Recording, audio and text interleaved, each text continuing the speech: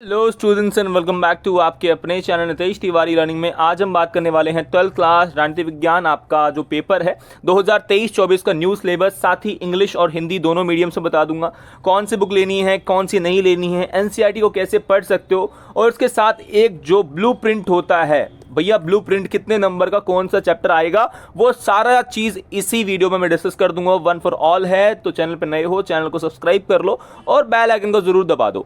देखो सबसे पहला आपका जो चैप्टर है जो कि आपकी पहली बुक है समकालीन विश्व राजनीति, मतलब फर्स्ट आपकी जो बुक है जिसमें हमारा पहला चैप्टर है दो ध्रुवीयता का अंत, जिसमें सोवियत प्रणाली, गोरबाचेव, सोवियत संघ का विघटन, कारण और परिणाम, सोवियत संघ के शॉक थेरेपी और शॉक थेरेपी के परिणाम, फिर रूस के साथ बाल्कन कंट्रीज, मध्य एशिया और रूस और साम्यवादी देश के साथ भारत के रिलेशन, इंडियाज रिलेशंस। ये आपका पहला चैप्टर होने वाला है। सेकेंड चैप्टर में हम समझेंगे सत्ता के आपके समकालीन केंद्र, न्यू सेंटर्स ऑफ पावर, जहां पे हम यूरोपीय संघ, दक्षिण पूर्वी एशियाई राष्ट्रों का संगठन जिसे हम आसियान कहते हैं, फिर चीन एक महाशक्ति कैसे है, कैसे चाइना ने विकास किया, वो सब कुछ पढ़ेंगे। फिर जापान और दक्षिण कोरिया, थोड़ा सा हम भारत का भी जानेंगे इसी वाले में, ठीक है।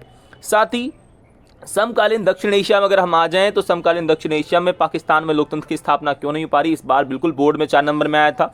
बांग्लादेश में लोकतंत्र और आपका सेना कैसे रही, नेपाल में आपका राजशाही रहा और लोकतंत्र, फिर श्रीलंका में जातीय संघर्ष और लोकतंत्र, भारत और पाकिस्तान संघर्ष और भारत के उसे अन्य पड़ोसी देश के साथ रिलेशंस हम पढ़ समझेंगे, ठीक है। और शांति सहयोग लास्ट में जो सिलेबस पहले था। अंतर्राष्ट्रीय संगठन जो आपका 6 चैप्टर है जहां पे हम अंतर्राष्ट्रीय संगठन का महत्व, संयुक्त राष्ट्र संघ का विकास, संयुक्त राष्ट्र संघ की संरचना, संयुक्त राष्ट्र संघ के अंग, शीत के बाद संयुक्त राष्ट्र संघ में क्या सुधार हुए, उसकी संरचना में क्या हुआ, भारत पर उसका क्या प्रभाव पड़ा, मतलब बहुत कुछ इस चैप्टर में हम पढ़ने वाले हैं, ठीक है।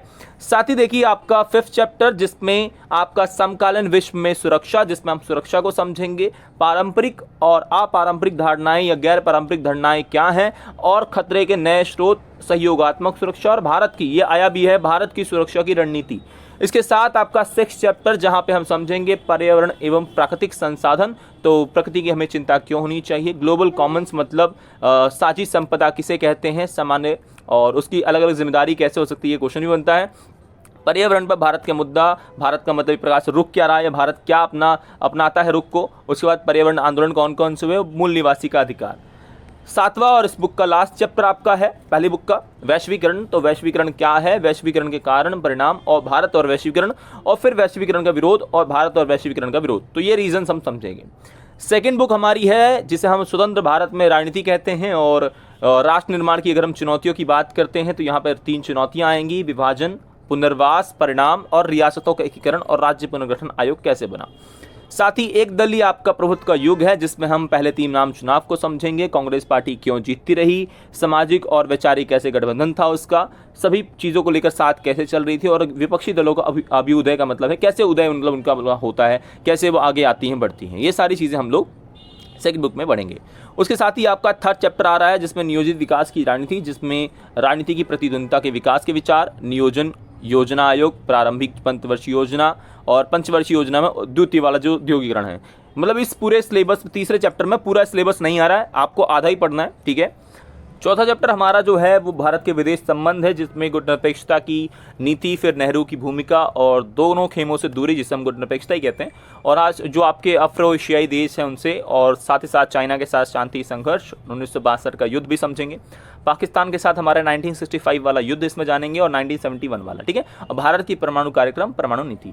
5वां चैप्टर आपका है कांग्रेस प्रणाली जिसमें चुनौतियां पुनर्स्थापना है, तो कैसे कांग्रेस पार्टी दोबारा से आती है, और नेहरू के मरने के बाद या शास्त्री जी के जाने के बाद कैसे कैसे समस्याएं आती, फिर कैसे कांग्रेस पार्टी अपने पुनर्स्थापना करती है, तो बहुत कुछ हम 5th चैप्टर मतलब जानने का प्रयास करेंगे। जो 6ठा चैप्टर आपका है वह आपातकाल के बारे में है जिसमें इंदिरा गांधी के समय में किस प्रकार से लोगों पर अत्याचार किए गए, कैसे लोगों का मतलब शोषण किया गया, उस पूरी प्रक्रिया को समझेंगे, क्या कारण रहा, इंदिरा गांधी ने आपातकाल क्यों लगाया और क्या इसके कारण रहे, क्या परिणाम निकल के आते, सब कुछ हम 6 चैप्टर में समझेंगे। 7 चैप्टर है क्षेत्रीय आकांक्षाएं, मतलब जैसे पंजाब है आपका, जम्मू कश्मीर है, पूर्वोत्तर के राज्य हैं, वहाँ पे अलग अलग मांगे कैसे उठना शुरू हो जाती हैं, तो उसको लेकर हम 7 चैप्टर में समझेंगे। साथ ही आपका जो 8वां चैप्टर है इसमें भारतीय राजनीति में क्या बदलाव आते हैं 90 के दशक में, खास करके 20s भी कह देता है वो कि आपका जो 20वीं शताब्दी है उसमें क्या परिवर्तन भारतीय राजनीति में आए, वो आए भी है 6 नंबर में, तो ऐसे क्वेश्चन बनते हैं। और बढ़ती आम सहमति जो है वो 6 नंबर में सीधा क्वेश्चन बनता है। देखो ये बात आपको लास्ट में लोग बताएंगे, मैं आपको अभी से बता रहा हूँ, इस 8 चैप्टर से आप लिख लो मेरे से, ये क्वेश्चन आता है कि भाई आम सहमति के क्या मुद्दे हैं, या फिर आपका 1990 में या 20वीं शताब्दी में भारतीय राजनीति में क्या बदलाव है, भाई कंफर्म होगी ये क्वेश्चन आता है। 8 नंबर का चैप्टर है ये, 8 नंबर का चैप्टर है ये, ठीक है। ये आपका हिंदी में सिलेबस रहा। अब इंग्लिश में थोड़ा देख लेते हैं। और सीबीएसई की ऑफिशियल वेबसाइट से आपका है 2000, इंग्लिश के भी हैं जो बच्चे तो वो देख ले थोड़ा। ये स्ट्रक्चर आपका है और ये है ब्लूप्रिंट। कौन सा चैप्टर कितने नंबर में आ रहा है देखो। 12th क्लास में जो बायोपॉलिटिक्स, जैसे हम 2 ध्रुवता का अंत कह रहे थे, 6 नंबर में है। फिर आपका कंटेम्प्रेरी आपके जो सेंटर्स ऑफ पावर्स हैं उसमें 6 नंबर में है। कंटेम्प्रेरी साउथ एशिया है आपका 6 नंबर में। इंटरनेशनल ऑर्गेनाइजेशंस जो कि हमारा 4th चैप्टर है 6 नंबर में। Security in the contemporary world वो भी 6 नंबर में है। और एनवायरमेंटल और नेचुरल रिसोर्सेज आपका 6 में। ग्लोबलाइजेशन केवल 4 नंबर में, तो इस हिसाब से ही हमें पढ़ना पड़ेगा, ठीक है। उसके साथ साथ देखिए यहाँ पर आपका चैलेंजेस ऑफ नेशन बिल्डिंग, जिसमें आपका 6 मार्क्स में है। Era of one party dominance, एक पार्टी का प्रभुत्व, ये आपका 4 नंबर में है। Politics of development, plan development मतलब नियोजित विकास की बात कर रहा है, तो 2 नंबर में ये बहुत मतलब इतना ज़्यादा नहीं पढ़ना है इसको। इंटरनेशनल रिलेशंस आपका कितने में है, इंटरनेशनल रिलेशन 6 नंबर में, अच्छा चैप्टर है भाई, इसको समझना है। फिर 4 नंबर में आपका challenges to the restoration of Congress system. उसके बाद क्राइसिस ऑफ डेमोक्रेटिक ऑर्डर में 4 नंबर में। एंड ग्लोबल रीजनल एस्पिरेशन जो है वो 6 में है। और देखो 8 नंबर में है recent development in Indian politics, तो ये बहुत ज़रूरी है, ये हमें पैटर्न को समझ के चलना पड़ेगा।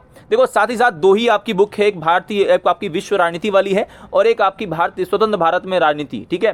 दोनों में से आप जो बुक है वह एनसीईआरटी लेके आओ। और एनसीईआरटी को पढ़ने के लिए एक मैं वीडियो जरूर बनाऊंगा जल्द ही कि कैसे एनसीईआरटी को आप रीड कर सकते हो और कैसे हमारे साथ बोर्ड एग्जाम्स में आप 90 से 95% ईजिली स्कोर कर सकते हो। और जो बच्चा 90 पे ऑलरेडी है, 85 पे ऑलरेडी है, उसको 100 तक कैसे जाना है वो गाइडेंस मैं सारा का सारा इस साल देने वाला हूँ। चैनल पर नए हो, चैनल को सब्सक्राइब कर लो और बेल आइकन को जरूर दबा दो। जय हिंद, जय भारत दोस्तों।